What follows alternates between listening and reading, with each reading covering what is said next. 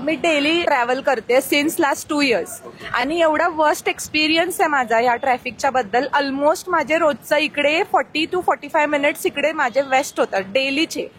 म्हणजे फक्त जातानाच नाही, तिकडनं येताना पण.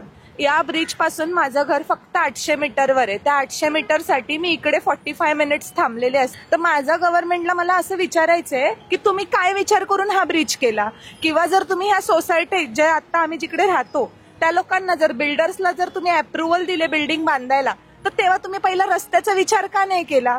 ऍज अ वुमन मला घरी जाऊन पण घरचे पण कामं असतात. इथेच माणूस पूर्ण एनर्जी डाऊन केल्यानंतर इकडे घरी जाऊन काय राहणार आहे एनर्जी आणि काय हे होणार आहे. आणि सॅटर्डे संडे तर म्हणजे तुम्ही इमॅजिनच नाही करू शकत. इथून तुम्ही स्ट्रेट गेलात, राम मंदिर आहे तिथपर्यंत ट्रॅफिक राहतं. आता हे रोडचं ह्यांनी बांधकाम चालू केलंय, इकडे खड्डा खांदून ठेवलाय. हे पूर्ण कधी करणार आहेत? हे असंच रिकामं ठेवलंय. तिकडून येताना नाही ना, 2 व्हीलर्स स्लिप होतात. तिथे जर काही कमी जास्त झालं त्याच्यानंतरच ह्याच्यावरती काय ऍक्शन घेतली जाणार आहे का? म्हणजे हा माझा क्वेश्चन आहे. तर हे थोडंसं लक्ष देऊन काहीतरी तर ह्याच्यावरती पर्यायी मार्ग काढायला पाहिजे. एवढे मोठे मोठे ट्रक्स आणि वगैरे जातात. म्हणजे असं झालंय थोडक्यामध्ये की कोणाचं तरी काहीतरी वाईट झाल्याशिवाय त्याच्यावरती काय पॉझिटिव्ह होणारच नाही, असं झालेलं आहे.